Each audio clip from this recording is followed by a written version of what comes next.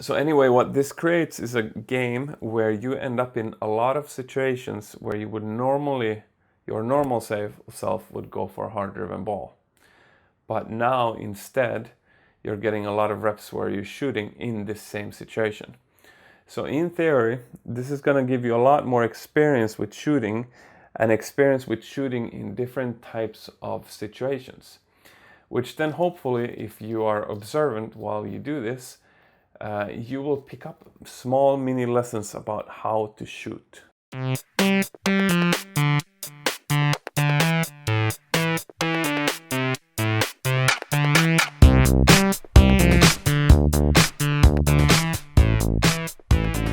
What's up and welcome back to the podcast and the 5,000 subscribers celebration Ask Me Anything answering session. So to be straight up and honest from the beginning, is this going to be the best episode for you to listen to if you want to learn about beach volleyball? Because I believe most people listen to this podcast to learn about beach volleyball. The answer to that is, I don't know, maybe.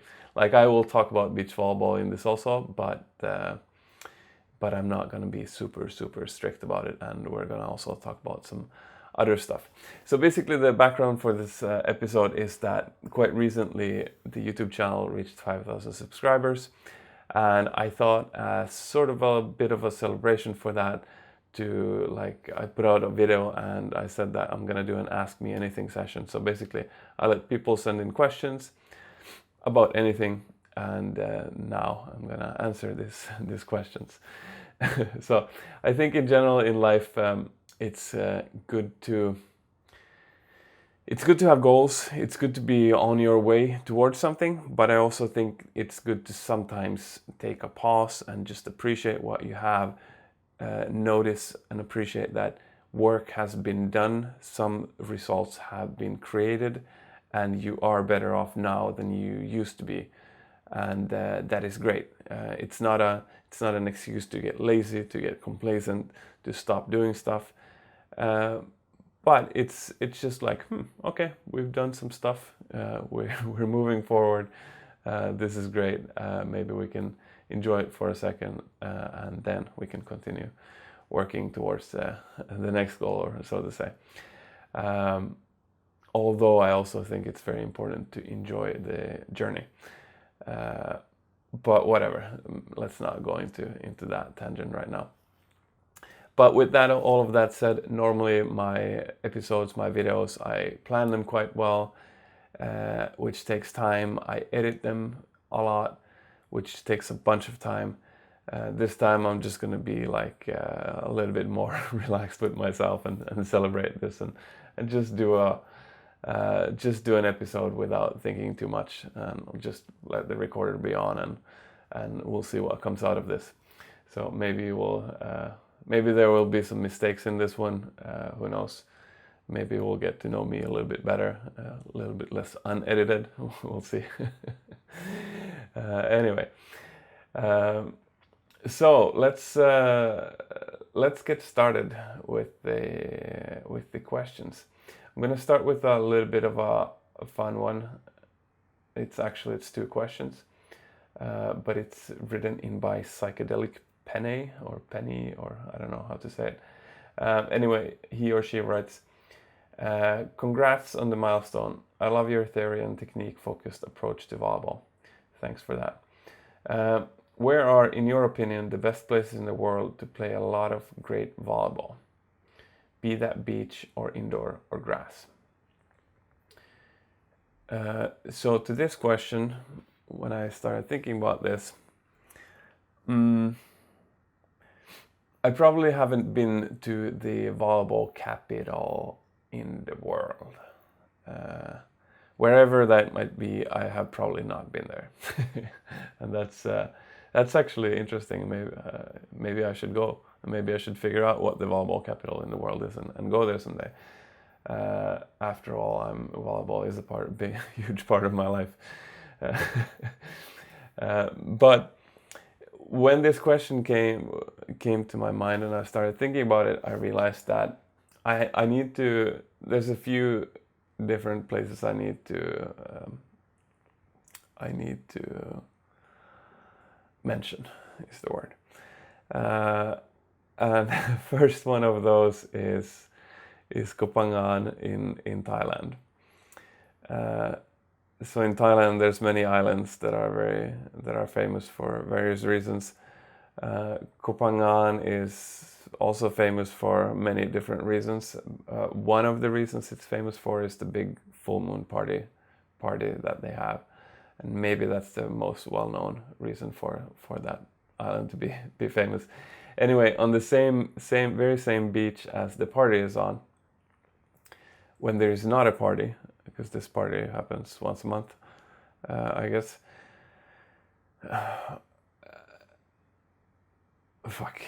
I don't know if does a month and full moon, is it exactly correlated or is it almost correlated? I need to look that up. I don't know if there's 12 full moons in a year or if there's more, slightly more or slightly less. Anyway, every full moon there's a party, and when there's not full moon, there is volleyball on this beach. The reason I need to talk about this place is that the sand on this beach, it's the most it's the most amazing sand ever. You sort of just get happy from being and seeing this sand, being in this sand and seeing this sand. It's the sand is super fine grain. It's feels almost like flour that you bake bread out of. It's just this nice thing. You get sort of covered by it, but anyway, it's super soft, but also super jumpy, which is a bit of a semi-rare combination. Sometimes, jumpy sand tends to, a little bit down in the sand, it tends to get like these hard-packed type of parts that you can actually hurt yourself if you get through the sand, the top layers of the sand into this part of the sand, and you can injure yourself and whatnot. But anyway, the sand in Kopangan is just like a beautiful mix and combination of different qualities that I don't think I've seen it anywhere else. It's very jumpy, but also, and you can move very quickly in it, but it's also very soft, so you won't get injured. So it's just very fun to play in because you can do a lot of defensive moves and attacking and blocking, and you get high over the net and who knows what. So if you ever put your feet in Thailand, I would recommend Kopangan for many reasons, not only the sand there, but other reasons also. Another place that I want to mention is here that I'm right now. It's Oslo in Norway. And mostly because the community here is very nice and friendly, and I don't know if it's a Norwegian thing. I don't know if it's Norwegians, the culture, or what it is. But it's just like, what I really like here is that there's a culture of like everyone sort of knows everyone. So yes, there is a level, there's different levels of beach volleyball and people play on their own level. But there's a type of camaraderie and a friendliness throughout the levels and collaboration that I think is amazing. And it's something that I haven't seen to this extent in other places. It's really cool. It's like, the most extreme cases, like you're gonna have Anders Mol and Christian Zorm. They don't live in Oslo, I think at least. But they might walk into there someday and they're like, oh hey, what's up? Do like beginner players, and that's amazing. Often, I don't know. I haven't seen other places where some of the best players in the world go and they're friends with the beginners. but this happens, and not only at that extreme level, like all the levels in between. Like there's a lot of friendships and a lot of good relationships between levels, and it's all of the courts are in one place, so there's many people that play in this city and they barely ever play anywhere else than in this one facility. So it just becomes this meeting point where a lot of different players meet. I've been in other places where, you know, there's not like one huge place to play, but there's several smaller ones, and that makes that creates a community that is a little bit spread out. You know, some people play there, some people play there.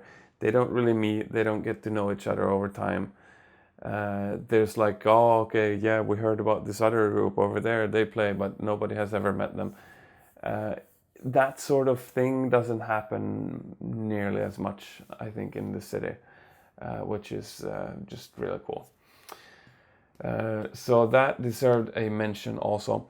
Another mention that I wanted to do or talk about here is, so I haven't been to the LA area for playing volleyball. So Hermosa beaches and those places I haven't been to, and maybe that is the volleyball capital. I don't know. Maybe somewhere else is the volleyball capital that I should visit one day. But I have played in San Diego, which is south of that, and that was in the very beginning of my career, so years and years ago. But what I liked there was also a type of friendliness. It was like people were picky, but they were also friendly. Which I think is a good combination, because I remember the first time I went to the courts there, the first day, I had to work a little bit before I got to play. I had to ask people, and they said no. You know, I had to ask someone else. They said no, blah blah. Then finally, after a while, someone said yes, and you know, I got to play some volleyball, which was fun.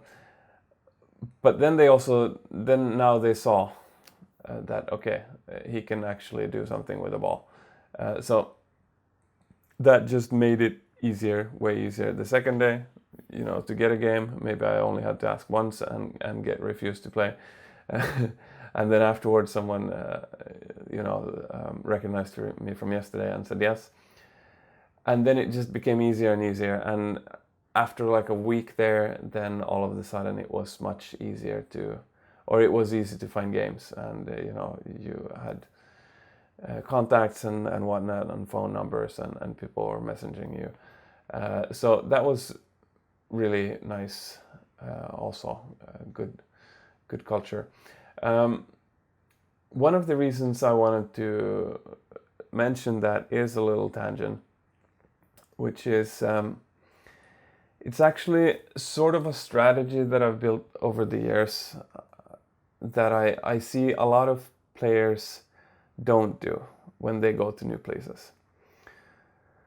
And it's a type of humbleness in knowing that you just got to this new place and you are not the boss here. You even if you would be way better at playing than everybody else in this city where you just got, you're still not the boss here, because you're not the person that built up this volleyball community.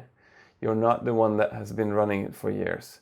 You're not the one that knows the culture of the place. You're not the one that knows the people of this place. And so what I do when I go to a new place is I show up at the courts. I have a look. I see what levels people are playing. What does the general vibe seem to be? Blah blah. I'm not even looking to play games the first day I go to the courts necessarily.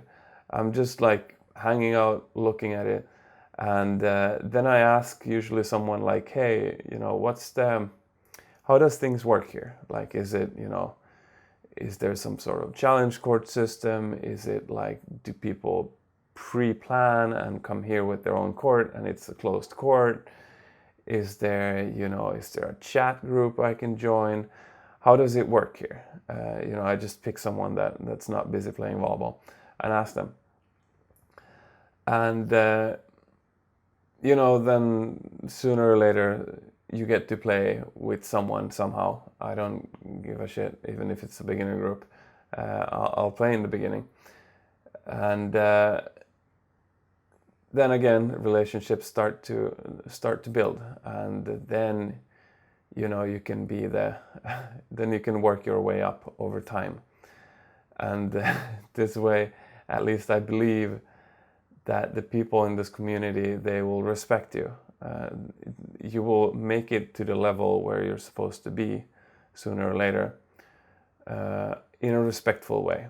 So the thing that I see people do sometimes is they just show up somewhere, in a new court, new city, and I guess they like act privileged in a sense. They show up at the courts, they ask if they can play, and if they get a no, they sit around for half an hour. Then they start making drama like, "Hey, I've been waiting here. You guys are unfair. I don't get to play." Blah blah blah blah blah. Or if they get to play, they don't. They start bitching about hand setting rules or some other rules or whatever. Like they're sort of forcing themselves upon the community. And here's the thing is that while yes, there are official rules, there are how the FIVB and AVP plays the game, but in reality, like, volleyball rules have changed over time a lot, and they also tend to be a little bit regional, and they have been, I guess, a little bit different in different regions also. So what it gets to is that you have not been part of creating this volleyball community that you're now entering, which means that you have to have some flexibility, to just do what they are doing and let them decide, let them have their culture, regardless of if you think it's right or wrong. If you want to be a part of this group that you're now trying to be a part of, then you need to sometimes accept what it's like right now. Later, you might be able to change this community. You might be able to change this group into what you believe is better. And maybe it is truly better. But in the beginning, be a little bit humble, because you don't want to come off as an asshole and, just come to the courts and makes everyone's experience worse. People play the sport because they like the sport. They don't like to be there and get shit from you. So that sometimes happens, and I just think it's unfortunate. Like, it just it doesn't lead to good things for really anyone, I believe. Now, there is something to be said though, which is that usually when I travel, I sort of plan so that I can stay in the place longer, which then means that I have time for a day where I don't play. I have time for a day too where I play with some beginner games or whatever. And I have time for a week until I know enough people so I actually get to play the games I want to play. Whatever it might be, and not everyone travels like this. Sometimes people are in a new place for a day or two or three, and you don't have time for my approach there. And I guess it becomes trickier if you do that. And I guess in a sense, it doesn't matter as much if you come off as an asshole to people, since you're anyway gonna leave there. But I sort of still think it's not gonna be fun for people if you come up and just force yourself upon the community. So what I would do in that case instead is try to reach out, try to find some people online beforehand, or get people's phone numbers beforehand. Maybe you know someone that has been in this city before that you can, ask if they have contacts to other players in the city. And you can shoot them some messages beforehand, before you get there, and say like, hey, I'm coming this dates. I would love to play volleyball at this level that you're playing on. I think that's probably a more effective and nicer way to get the games you want to get. Now there is I'll mention one more thing. It is tricky to describe levels in beach volleyball. Like, yeah, someone can say I'm a beginner, I'm an intermediate player, I'm advanced. What does intermediate mean? What does advanced mean? So I am actually working on a system, like a level description system for beach volleyball, which I'm hoping I will release later this summer. The summer of 2022, that is, if anyone would be listening to this way far in the future. But I'm trying to work to build a system that would be like universally applicable in the whole world, with like descriptions of certain qualities a player has, so that it's easy to look at this chart and sort of put yourself, okay, like I'm this level, and then send this chart and your description of your level to some other player somewhere completely different in a different country, and they will be able to roughly understand who you are as a player with the help of that. Because I've noticed from being around in different places in the world is that different places in the world have their own systems. Like Germany has their competition system. So with German people talking with Germans, they can just explain, yeah, I played, this level tournament, and usually I end up like being in the semifinals or finals in this level. And now all of a sudden German people understand what that means. But if I come from Sweden or Norway, or they talk with some American, they're not going to have any idea what they're talking about. And same with Americans, same with every country, really, any system. So I'm trying to create a system that will be worldwide and universally applicable. So that would be cool if I managed to do that. But yeah, as I said, there is a lot of plans for the future of this project, and they're gonna come sooner or later. Anyway, give me a second.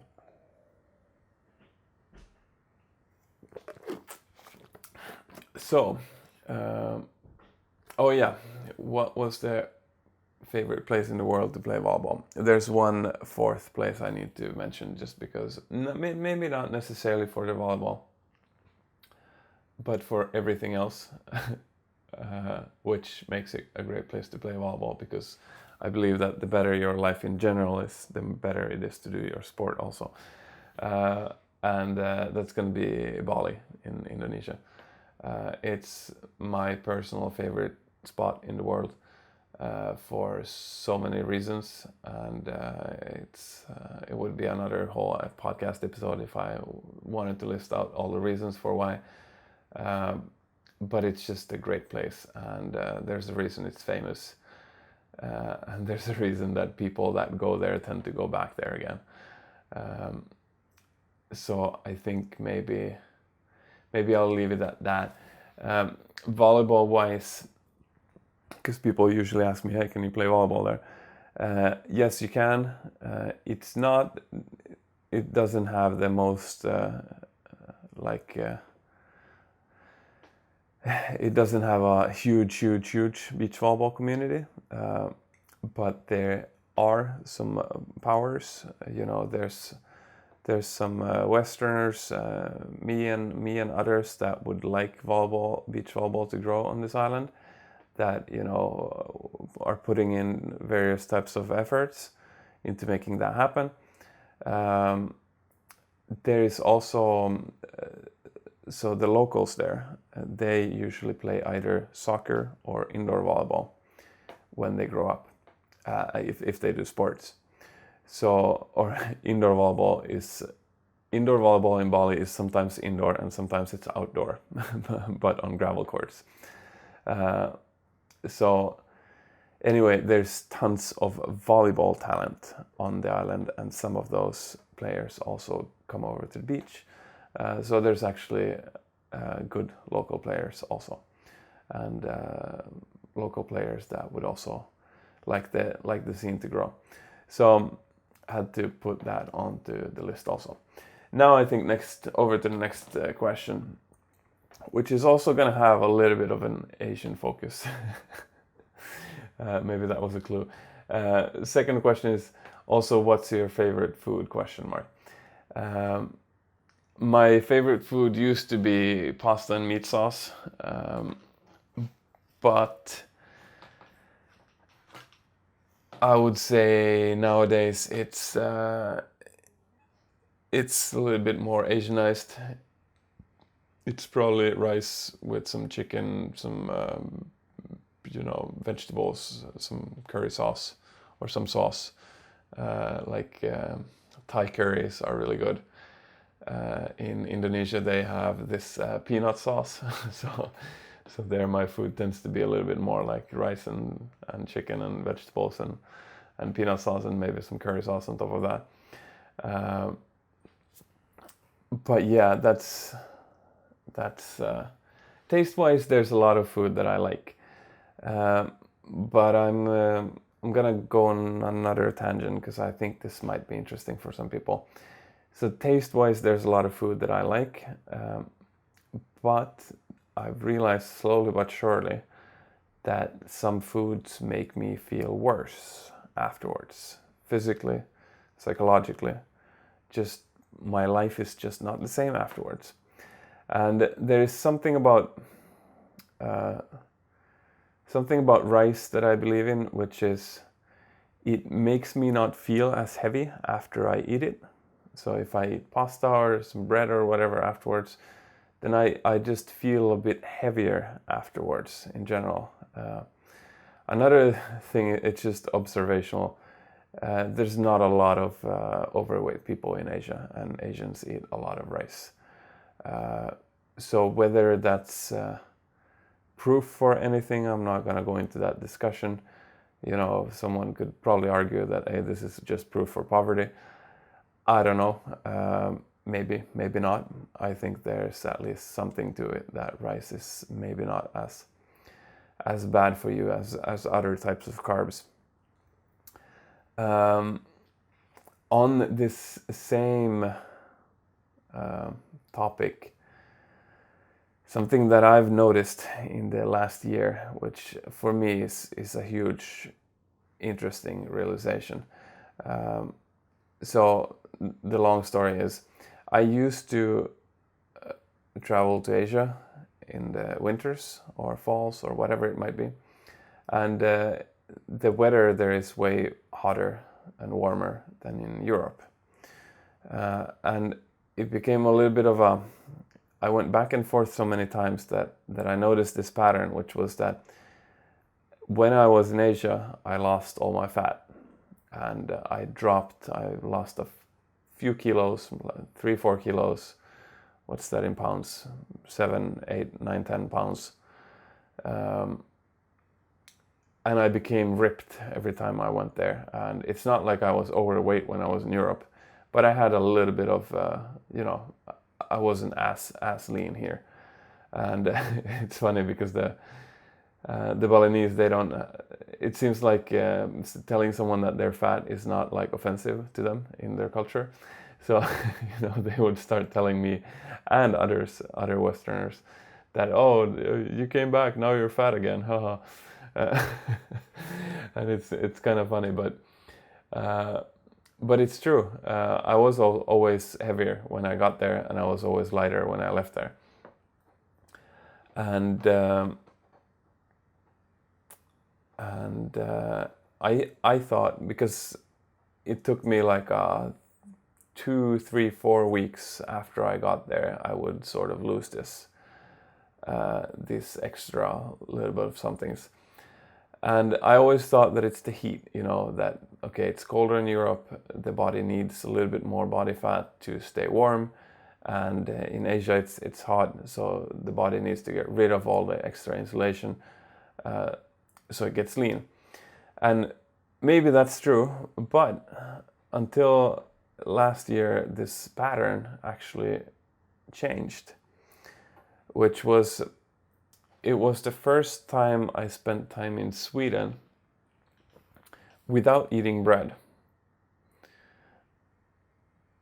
And this is big thanks to my girlfriend. She's been experimenting with foods and diets way more than I have.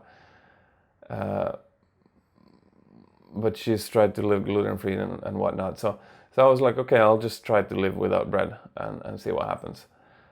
Because I did realize that I never eat bread in Asia. And fall came, winter came, it became cold. I didn't put on the weight. And I was like, this is interesting. This is the first time I'm in Sweden. But I'm in like Asian shape. So that started making the wheels churning. I was like, maybe this cold, warm weather theory isn't true after all. And then last winter I headed to Mexico, and what ended up happening there was I started eating wheat burritos, which means that I was eating a little bit of bread. And I don't know, I just did that even though I knew that I maybe shouldn't or didn't want to. But anyway, I did that. And after a while, in this hot weather in Mexico, I get the Western fat back, or whatever, the stuff I normally had in Europe that I hadn't had in the last few months in Europe.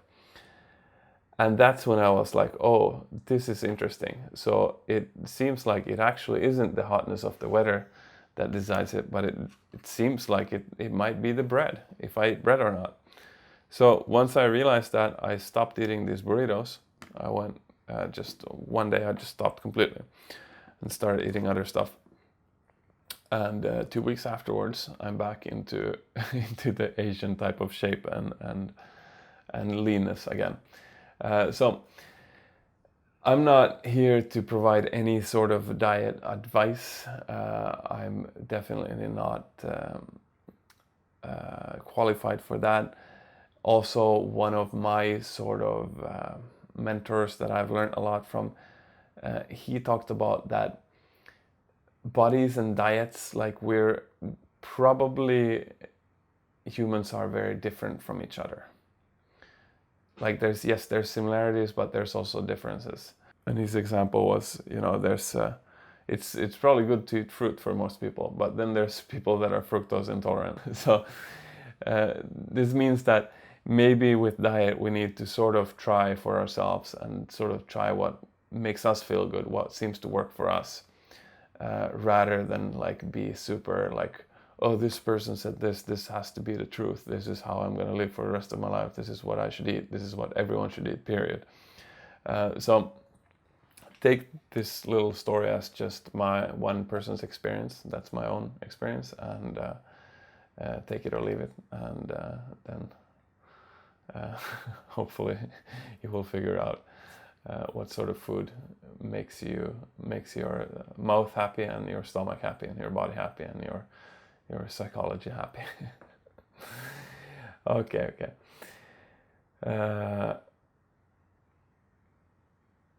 I'm pretty good at doing tangents, right? Anyway, next question. Talanki asks, in high-level play, how often are angle blocks called? Would you recommend a strategy of always blocking line? So, in high-level play, the question starts. What is high-level play? This is I alluded to that before with the levels chart. It's not very easy to say what is high-level play. But I'm guessing that this question is coming from sort of a beginnerish, intermediate-ish viewpoint. So high-level play would then mean like sort of high and everything above that.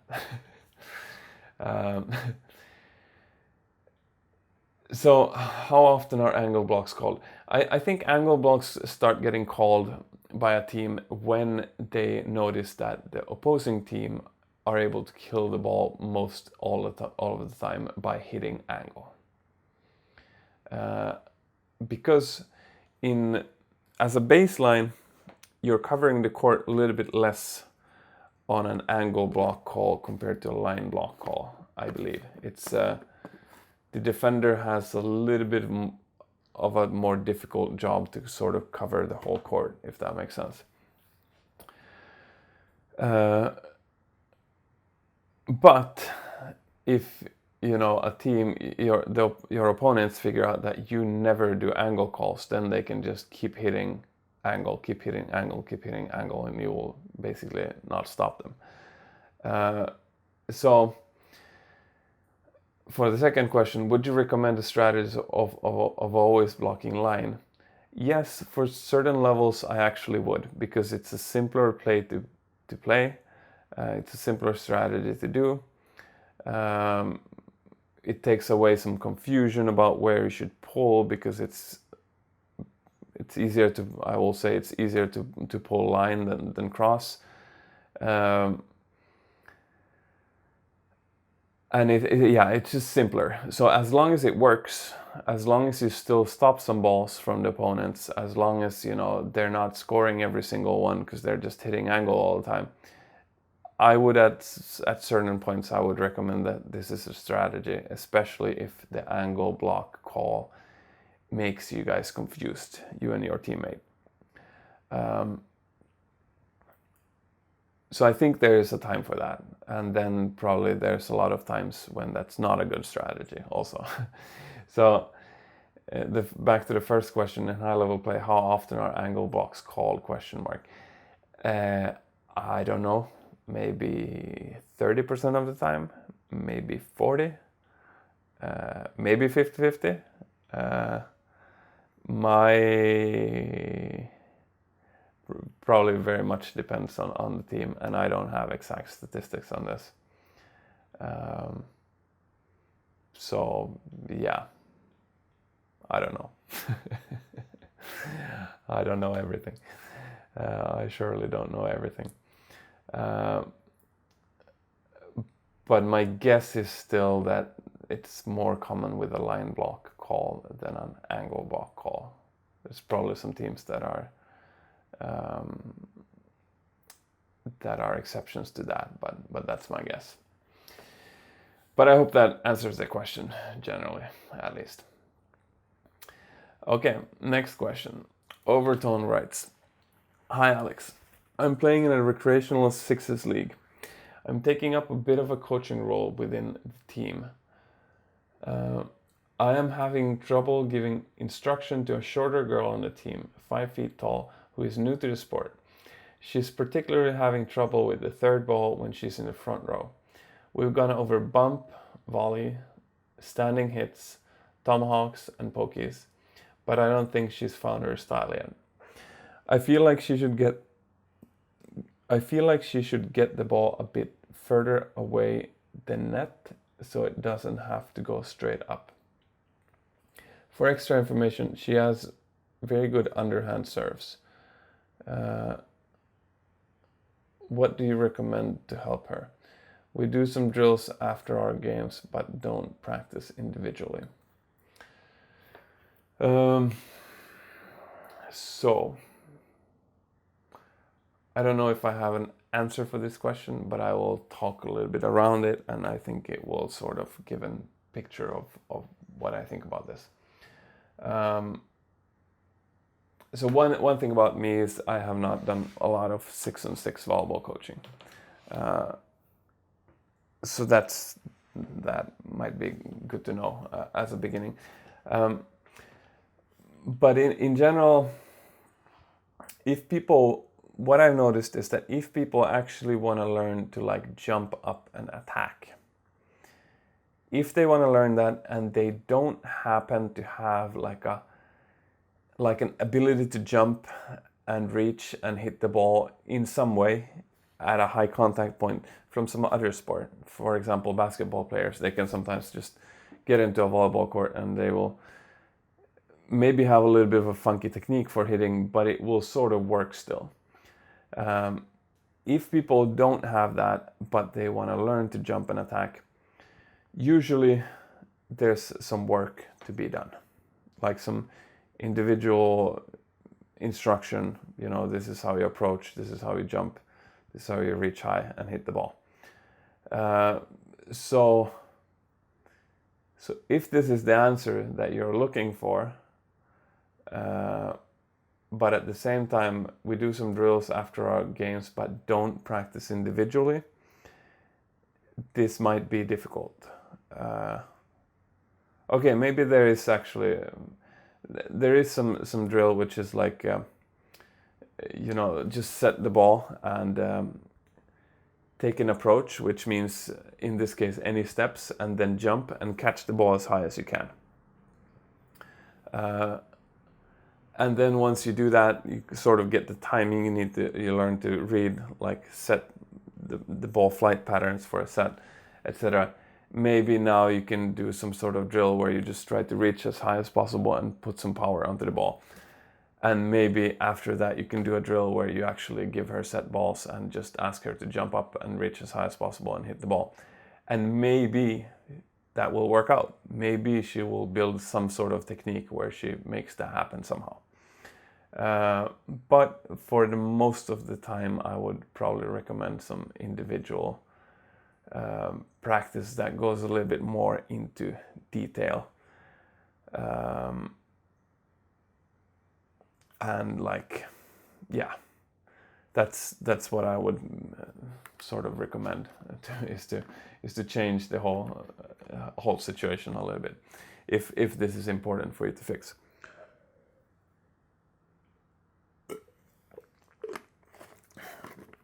Okay, but the other sort of direction that you can take to become a better attacker is to get better at placing the ball. So it seems like, she knows some pokies, some tomahawks, some standing hits.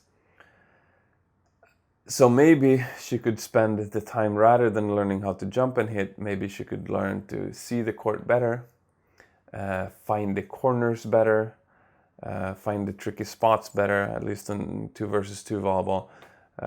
You have 4 corners, and then you have short middle and you have long middle. And those 6 spots seem to be, effective and kind of tricky for the opponents to pick up.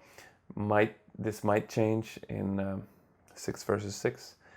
I don't quite have enough experience of 6 versus 6 on sand, so that I would actually be able to say for sure.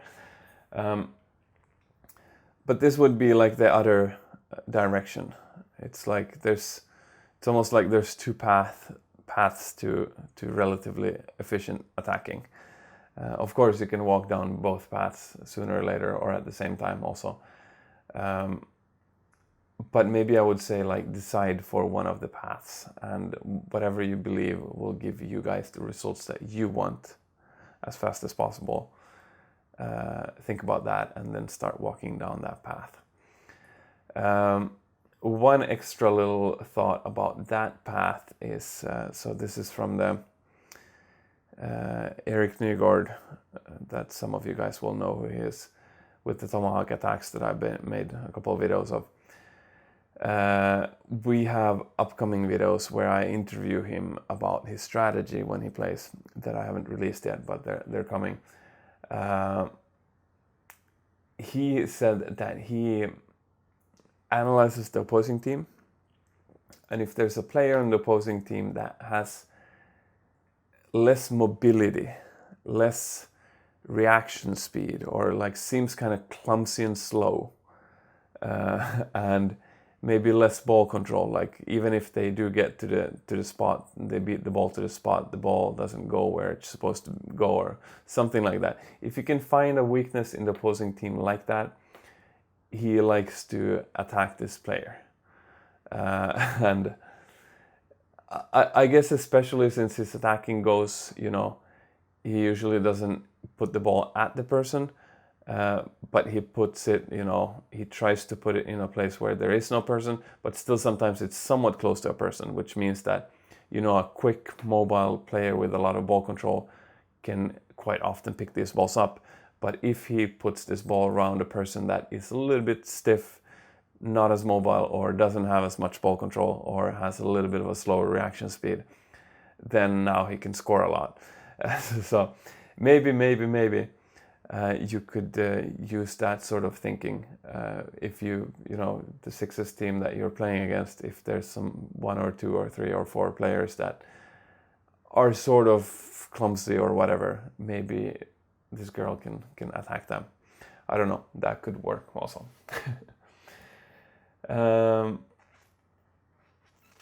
All right. Next question. This question is a long one. It's not quite a question, but it's something it's pretty good and something to churn on anyway. So, Emil Petrov writes, "Thank you for your hard work, your help, and the passion you share with us. I hope to see your channel continue to grow." Thank you. I do too. As you said in your video, how to practice with friends but no coach, training is the fastest way to improve. I believe that making a playlist about training in continuation of that video would be very helpful and could have great success.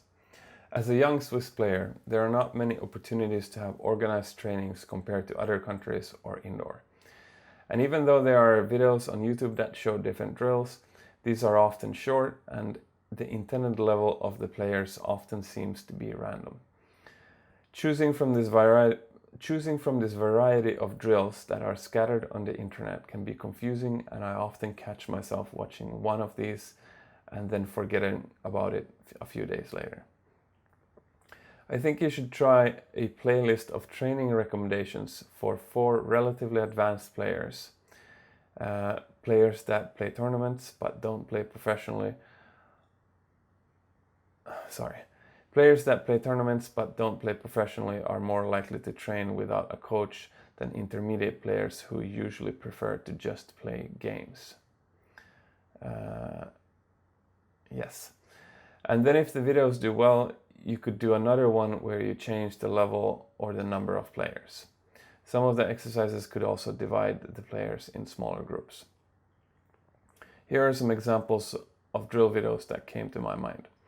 Example of a full and proper warm-up, drills to improve overall technique, drills for cut shots and digging, drills for spiking and blocking, drills for service and passing, drills for pulling out from the block, drills to learn to get low on the sand quicker for digs, drills to attack after a distant set, and so on. I'm sure you have many more and better ideas. After choosing what they want to work on the next training, people would be able to take a look at it and select the right exercises for the session. They could even have a note on their phone with all the timestamps on it, so they can watch the next drill during the water break. This way they would have access to an easy to find, well organized and truly good selection of exercises, instead of trying to improvise on the court and wasting time trying to remember long forgotten drills.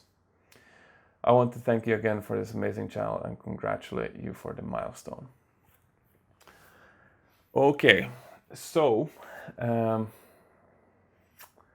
a lot of things to this. First of all, I actually have something like this on the way. There is a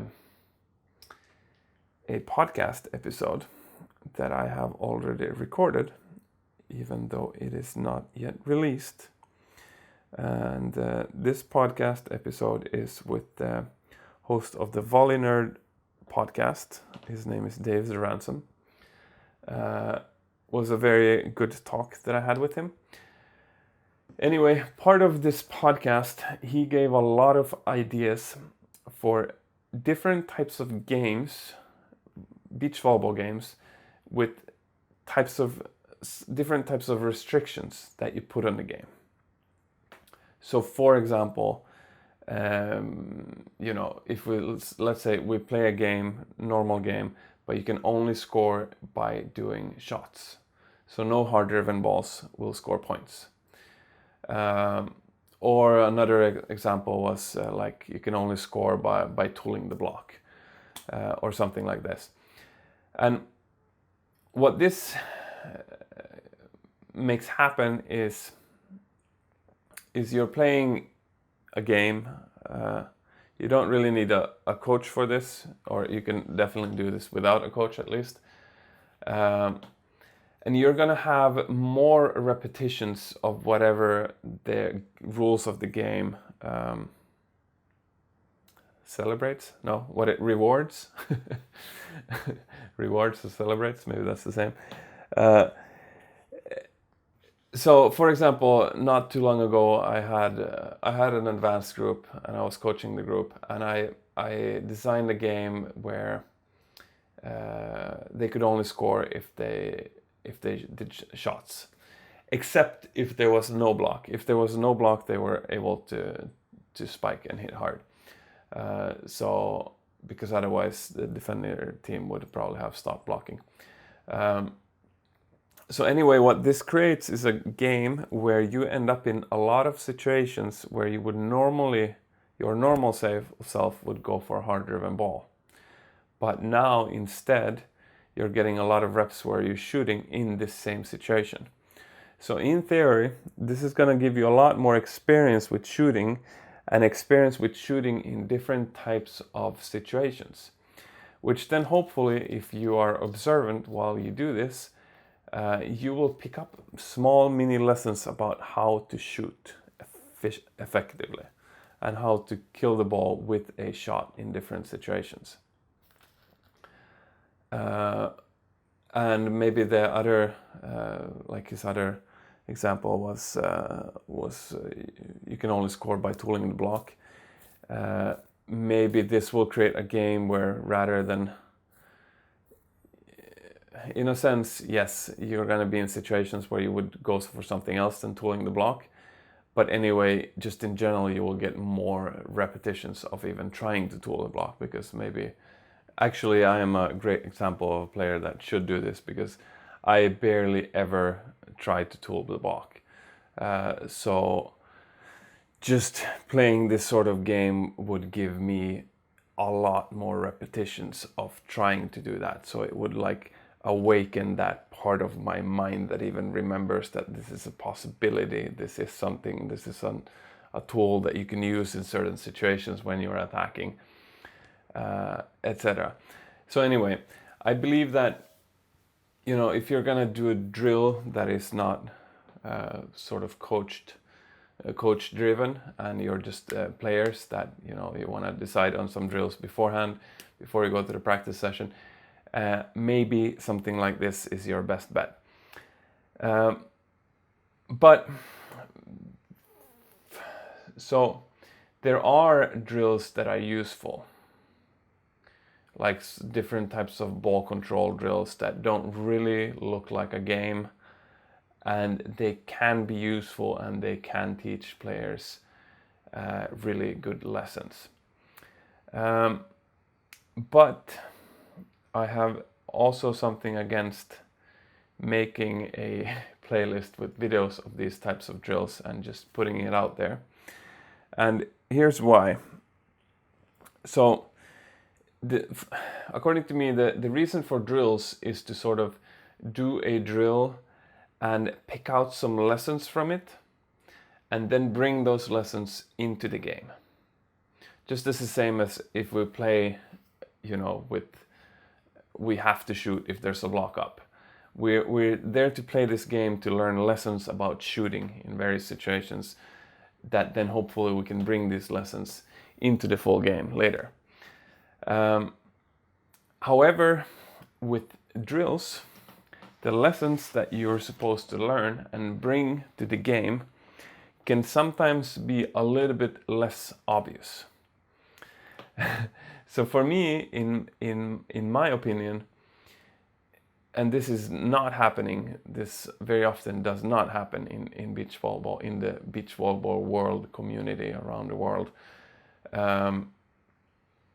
is that a drill should be accompanied with a little bit of theory and an idea of what you can sort of learn from this drill. What is the lesson in this drill that you can bring out of it and then bring with you into the game? Because if you're not bringing skills into the game in the end, the drill is basically just a waste of time. or I mean, it can be fun to do the drill also, but But anyway, we're ultimately there to learn skills to bring to the actual full game.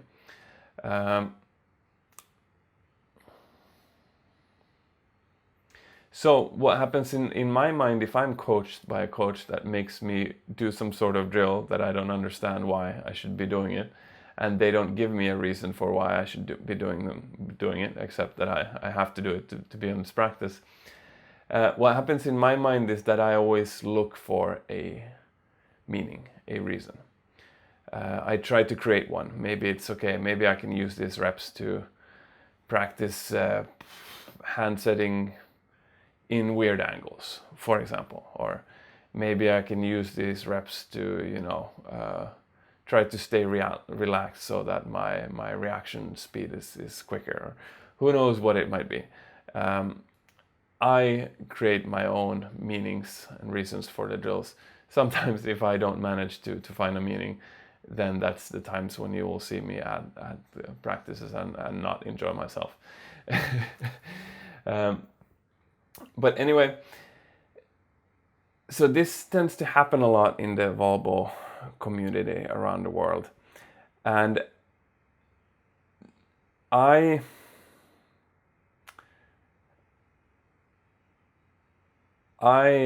so yes, there's one part of me that is hesitant to this, because if I did a drill library like this guy Emil Petro is suggesting, it would come accompanied with some information of what I believe that you can sort of learn from this drill, and what skills you can pick out of it and bring to the game afterwards.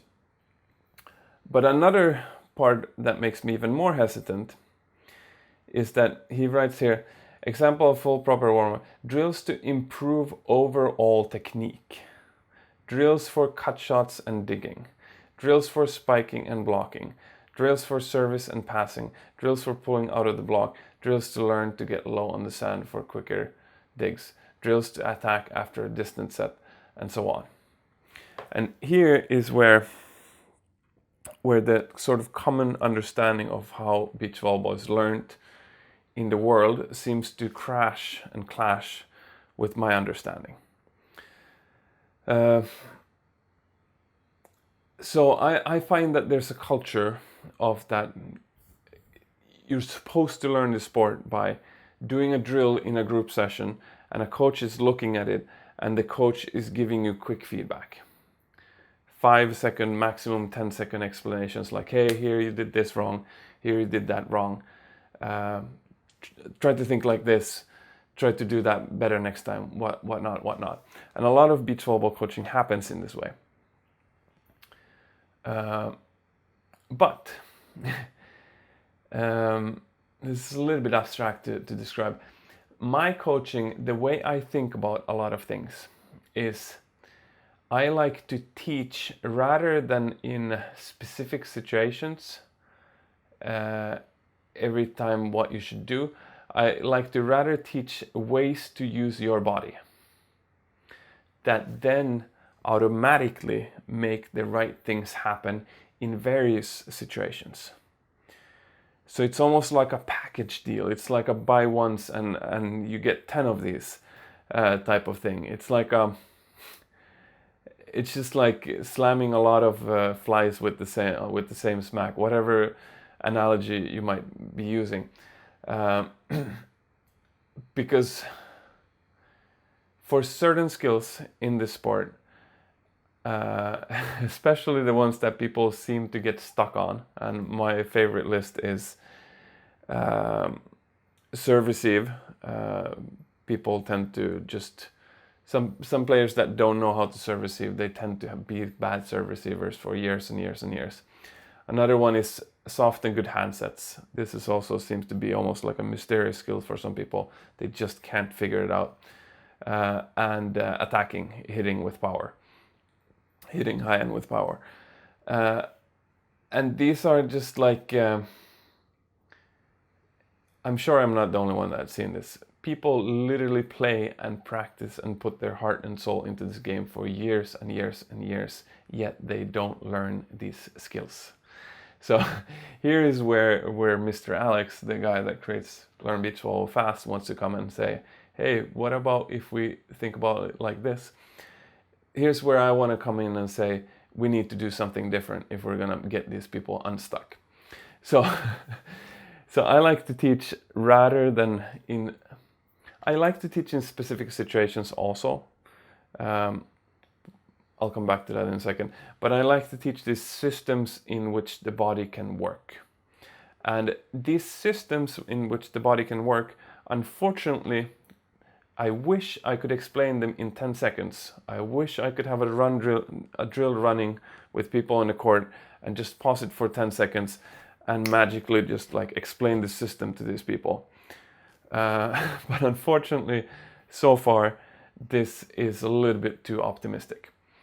I can rather teach these systems by having like a 2-minute talk. I explain some concept, then we try it out. People get to actually experience this thing in their body. So it's not just theory that's coming out of my mouth. It's now reality in how they understand and how their body functions. Then maybe there's another little add-on session, theory, analogy, something. And then we try that out, and then we continue building upon this understanding of our bodies and how they work. And this way, you can actually teach people new ways to use their body, new systems that then automatically, when the ball comes in front of them, their body automatically does the right thing because the system is working. When the ball comes to the side of them, their body automatically does the right thing because the system is working for them, rather than them trying to sometimes coaches try to correct, how they're doing when the ball comes in front of them, for example, in serve receive, and then the same coach is trying to correct them how they do it when the ball comes on the side. But the problem is that the underlying system in this body is working incorrectly. So when the coach is trying to force this type of result without the system being right, it just feels unnatural for the athlete. It doesn't work well. And as soon as the athlete just does what works, they're not doing that thing anymore, which is not what the coach wants, but it's also not what works best, because they're basically doing the best they can with a faulty system, if that makes sense. So this, according to me, is how you learn many of the so-called almost mystical skills of volleyball. I have not yet found another way. I will keep looking for the rest of my life for other ways to learn these systems or these skills, but I have not yet found one. And the problem with this way of teaching, because I think it's a good way of teaching, but the problem with it is that the culture within beach volleyball doesn't automatically allow for this. Coaching sessions, just the status quo of how they're run, does not work for this. So my favorite type of coaching is either one-on-one coaching. One-on-one is the absolute best, because then I can answer exactly the questions that the player wants to have answered, and we can work on exactly the problems that the player has. We don't need to think about the other players on this session and how they're feeling. Are they bored? Are they getting anything out of this? We forget all about that, because they simply don't exist. Another type of good coaching is I think the word is homogeneous, a group where people have roughly the same problem and they're roughly at the same level. In these types, then we can have sort of group, I don't want to call them seminars, but like group understandings of these concepts, and we can together explore them and whatnot. But if there's someone that has a completely different problem, then it makes less sense for this group, and then it becomes a group where people have scattered goals. They don't have the same goals, blah blah, blah, and that just creates bad stuff. And you do that, and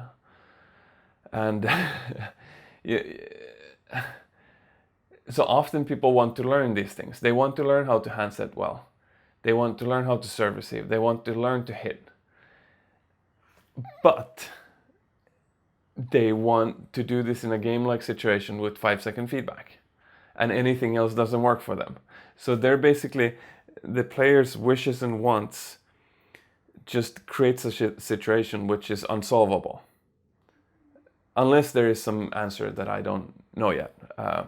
But I have never seen anyone I've never seen anyone solve this problem. So so until someone solves this problem, please send me a video or a contact if someone does and you know of it. Until then, I think it's better we do something that does work, but is a little bit different compared to some old system that people are used to that doesn't work, and try to make that work. So this is a long explanation for yes, this whole question here on the YouTube channel. It seems to me like it's coming from this type of little bit of mentality, like just give me the drill that will fix this thing. There might not be one. Yes, there are drills that will fix this thing if it's combined with the theory to teach your body this new system. But this again is something that needs a little bit of fine-tuning. We need to a little bit look at what your body is doing, and then we need to, based on that, choose the drill rather than just say, okay, this drill will fix your spiking. You can put out a drill and say that it's going to fix your spiking, and if you're lucky, it's going to hit right. If you're lucky, it's going to be the exact problem that you have, and you're going to be smart enough that you're going to pick up these lessons without anyone telling you what lessons you should pick out of it. This is not impossible. It happens. There is some value in these drill videos that people put out, but I just think that there's a little bit, it can also hit the other way. It can also make someone, for example, let's say that your hitting can have 3 problems. You can have A, B, or C. Player Alex, for example, has problem B and C, but doesn't have problem A, and Alex goes on internet and watches a drill video that says that, okay, drill that is going to fix problem A is going to fix your hitting. And Alex gets convinced that this is real because it's some very some person with a lot of authority says this, so it must be the truth.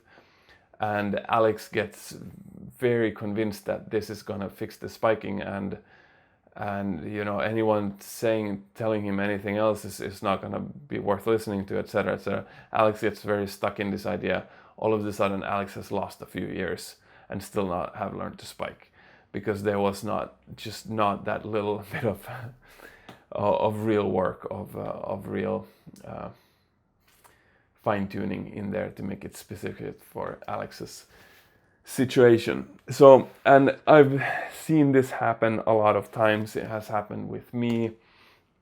For me, this is the opposite of learn beach volleyball fast. For me, this is the get fucking stuck in beach volleyball and never get too much better. And this is the antithesis of what my project is about. I don't want you guys to get fucking stuck. I hope that makes sense.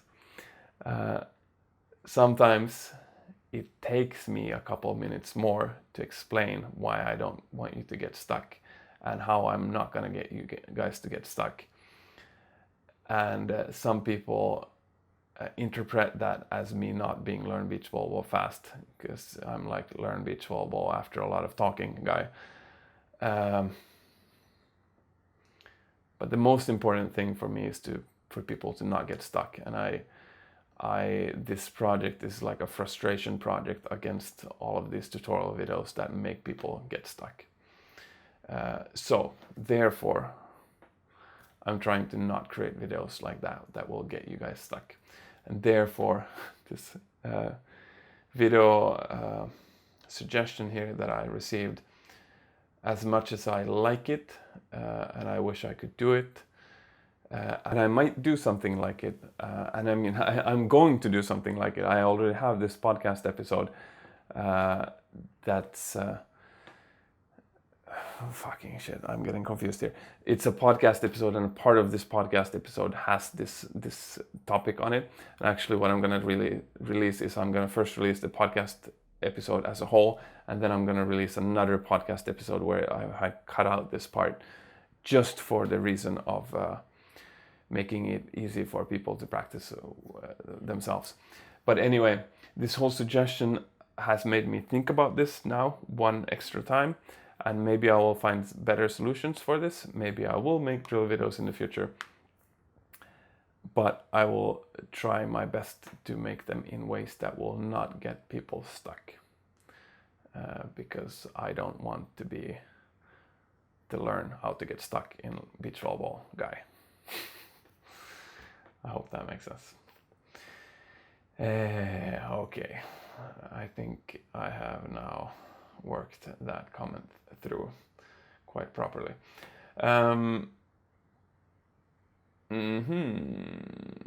Yes, awesome. Talanki again. So Talanki has written in 2 questions, which is awesome, which makes me go on another tangent. Whoever asks most questions gets the most answers. Talanki is now going to be one of those people. To elaborate a little bit more on that, the reality for a beach volleyball coach when they coach the sport, or I can't talk for every coach, but this is my reality, is that I look at a player play, I see a lot of various things that they could improve. I also know that I can't overload them with all of those things, because then they're just going to get confused. They're going to get some information of what they could do better, but they're ultimately not going to be able to implement it, and it's not going to become a part of them, and they're not learning beach volleyball, and I'm not the learn beach volleyball fast guy. So there is a time and place for just like loading someone with information so that they get a list of things to do sooner or later, if they can then take that list and start working on these things one on one, or in an order and strategy that works for them. But quite often when I coach, I keep myself shut up about things, because it's just not the focus today. And if I add this focus also for the player, then I will just confuse them from their mission that they're actually having today. Anyway, all of this leads to a reality where, as a coach, you usually tend to have more thoughts than you're talking out. And sometimes you're a little bit hesitant with some of this, like maybe I should say this thing, maybe I should shut up, maybe I shouldn't, maybe this player cares about this, maybe they don't, I don't really know.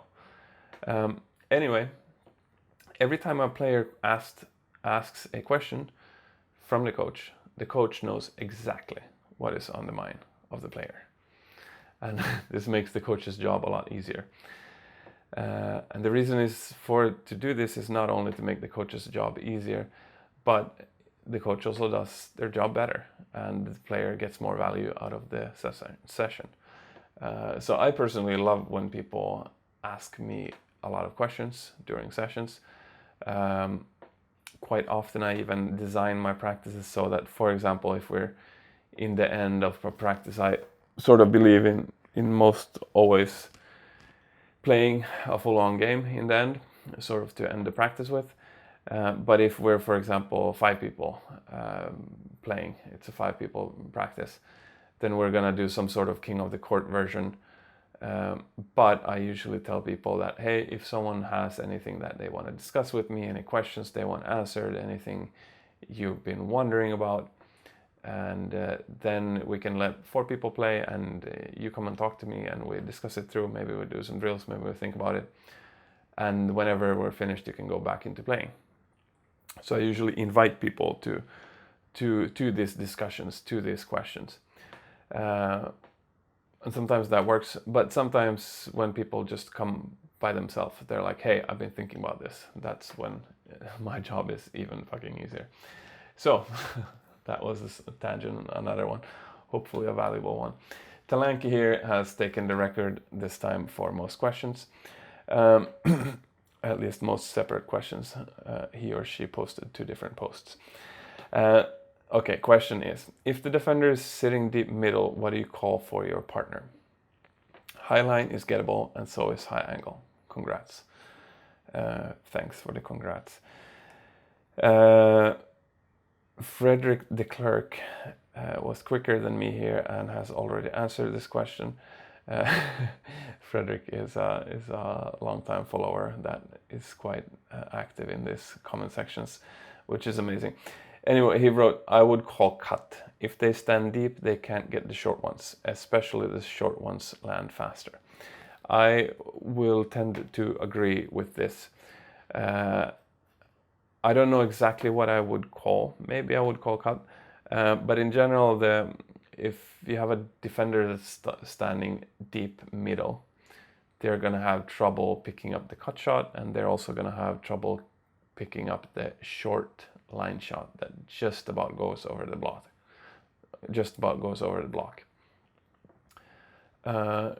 So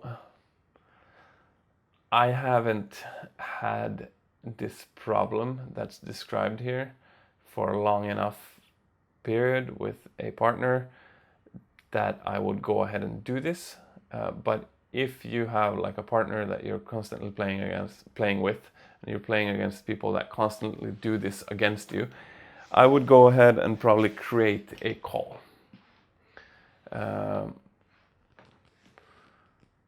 Yeah, another part of this is that sooner or later, maybe people don't listen too much to the calls. Maybe they sort of see and feel where there's empty space.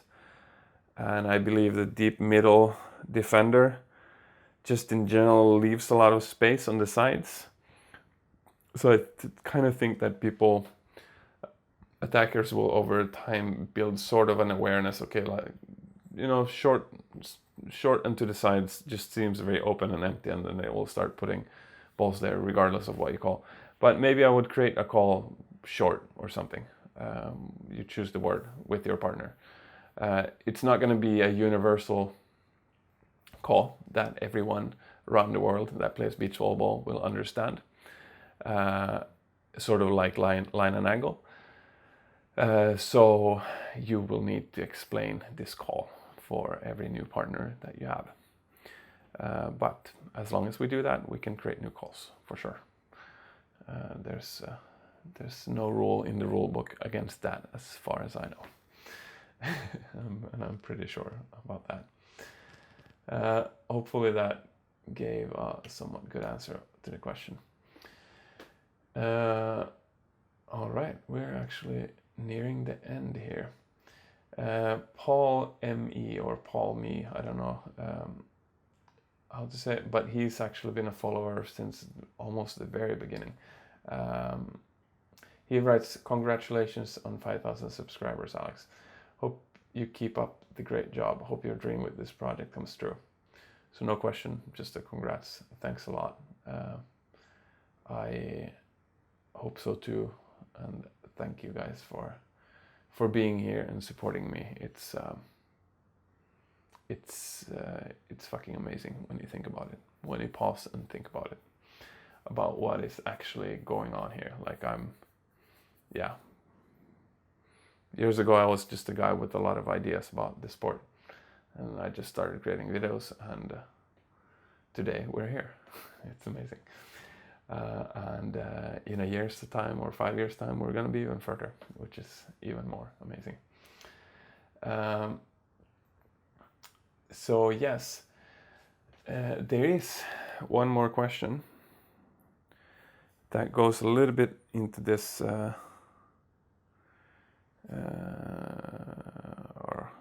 maybe I don't. Anyway, on Instagram, I got one question, which was, Coco Summer writes, can you show normal service plus explanation? Need to improve technique. And Coco Summer here, seems to be a girl. She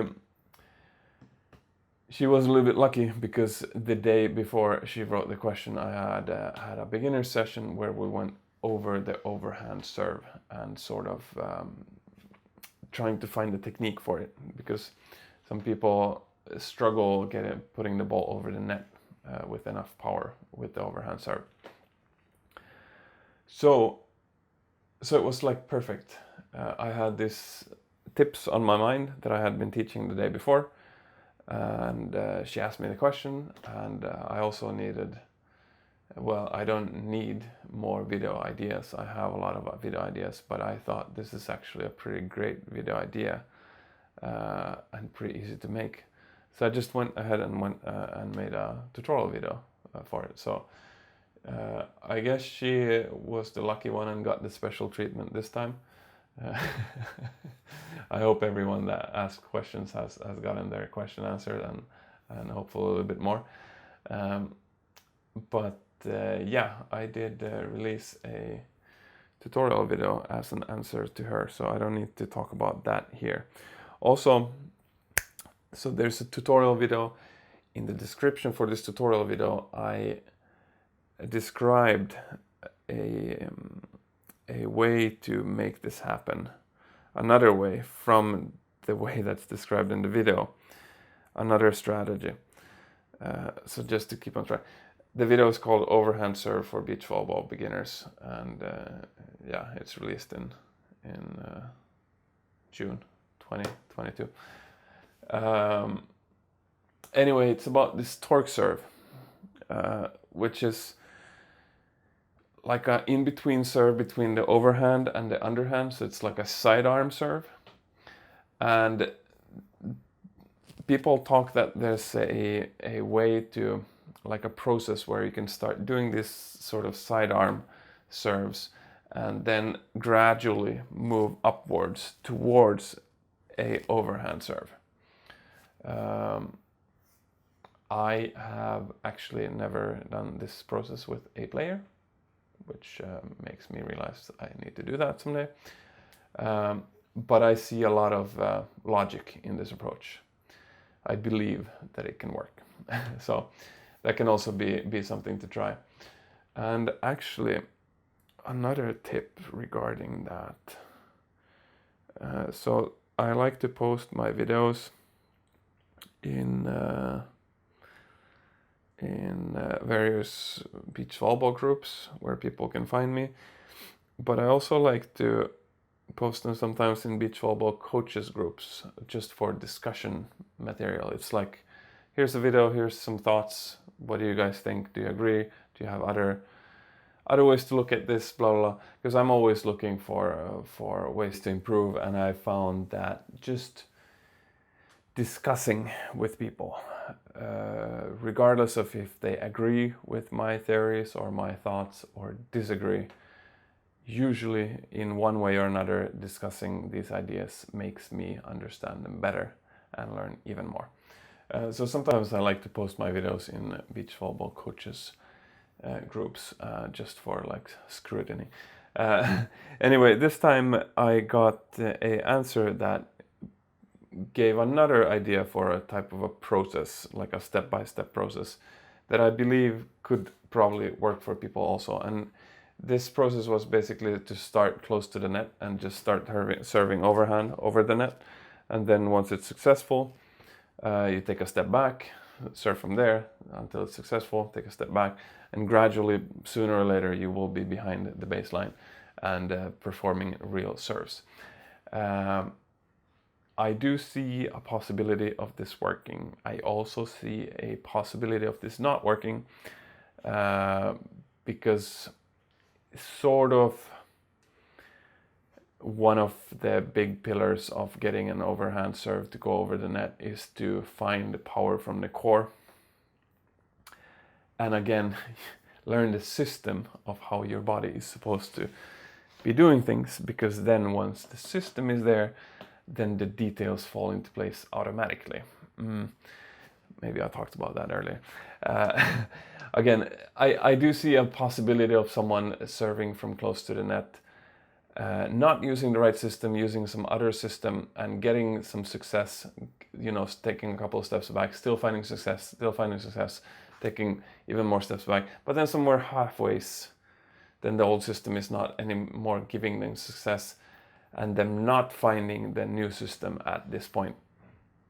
I see a possibility for this, but I also see a possibility that the body of a player would find a new system at this point, or some sort of hybrid system that makes it work. So yeah, just another process, another possibility.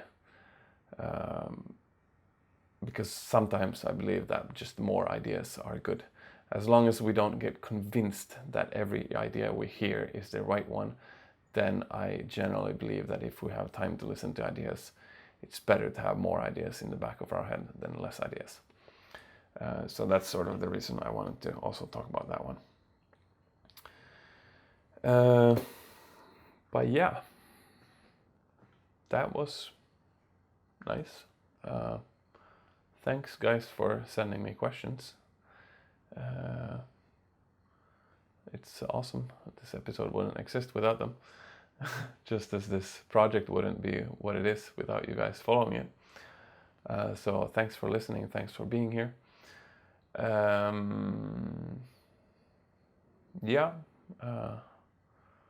I like to be able to go watch, making these episodes is a little bit like creating memories.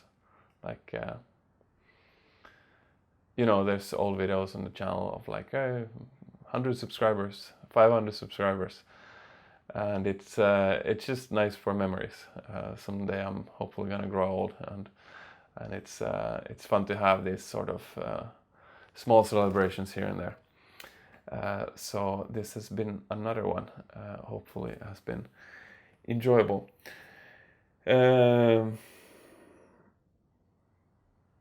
Yeah, I want to end with one of my favorite quotes, which is blessed are the curious, because they shall have adventures. It's a funny little quote, but I think it is quite genius. And I see it in a way that, curious about not only like adventures in terms of going physically to new places, like that's one type of adventure. But I think humans enjoy adventures. We enjoy new experiences. We enjoy expanding, because that's what we're expanding perceptions from adventures. And we can be curious in many ways. We can be curious about people, about ideas, about podcasts. I mean, there was some sort of curiosity, some degree of curiosity for this podcast episode that made you listen this far to it and make you start it even in the first place. Maybe you have gone on some sort of mental adventure while listening to this. And maybe you will go on some sort of physical adventure in the future because of some idea from this episode.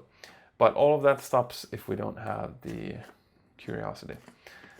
So I believe that curiosity is one of the big pillars for just a good and enjoyable life. So keep nurturing that quality, because then you shall have adventures, I guess.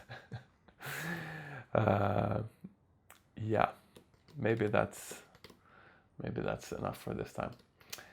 Thank you for listening. If you haven't subscribed, of course, you should subscribe to everything. You should subscribe to the podcast. You should subscribe to the YouTube channel. You should join the Facebook group.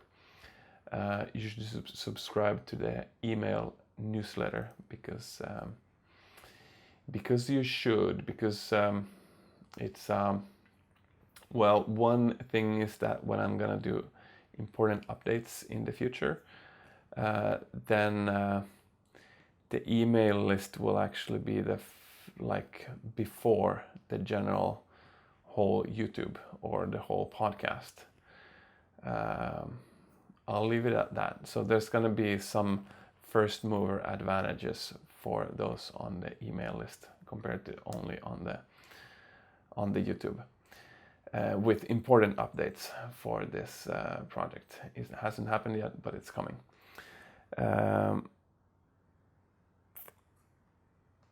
There was something more. Yes, now I remember. There is one more thing. I wanted to give you guys an update. I'm gonna make a separate update video with this. But this summer plans, 2022. So I ended up moving to Norway and I'm coaching here this summer and I'm working a lot. So because some people have been like wanting to know what, if is there gonna be a possibility for camps this summer, something like this. Until the end of August, or actually until the 2nd of September, I'm very busy with coaching for the club here in Oslo, in Norway. I do have, I'm free Friday, Saturday, Sunday, so there is some sort of little small theoretical possibility for me to travel somewhere in Europe to coach for those 3 days if someone would want to put together a mini camp, whatever. But I do want to spend a lot of those days for creating content for this channel. So I think there's a quite big chance that that will not happen. But if it would be something that you're interested in, you can shoot me an email. It's alex@learnbeachvolleyballfast.com. Another thing is that, so I'm busy here the whole summer, but the last week in July, so in a few weeks, I'm going to Denmark, to Copenhagen, and maybe to Aarhus. So if someone happens to be in Denmark and wants to get some private classes or whatever, then hit me up. Other than that, September would be the month for a camp, or if someone wants to come over and have a lot of private classes. This has happened before, that people come for a week and like we work on their spiking technique or something for a week, for example. So if there's anyone out there that would want to make something like this happen, you can, of course, possibly also come to Oslo during the summer. We might be able to find, so that we can do an hour or two every day, even though I'm coaching for the club, if you can do daytime coaching. Yeah, anyway, you can email me and we can discuss that in that case. But in September and possibly October, it would be possible to do something a little bit more proper, if someone wants. So yeah, that's probably gonna be the possibilities for that this year. After that, I'm hopefully heading somewhere warm and cheap to continue making the videos for this project and training. Yeah, I think that was everything that I wanted to talk about. See ya in another episode, another video, whatever. Keep learning beach volleyball. Keep learning faster than most people. Keep not getting stuck. Don't get stuck. It's not fun. It's not fun and it's not good for you. All right. Talk to you later. Of course, there was something I forgot to mention when I recorded that, which was that if there's anything unclear about the answers that I gave or anything you would want to discuss further or ask about, I wish there was a comment section on podcast episodes, which there isn't, but my temporary solution so far has been that I also upload these podcast episodes onto YouTube, and on YouTube there is a comment section. So in the podcast episode description, I will also link the YouTube version of this episode, and if there's any questions that you want to ask or anything you want to write or comment or whatever, you can just find that link, go to YouTube and write the comments there. All right, that was it. Have a good one.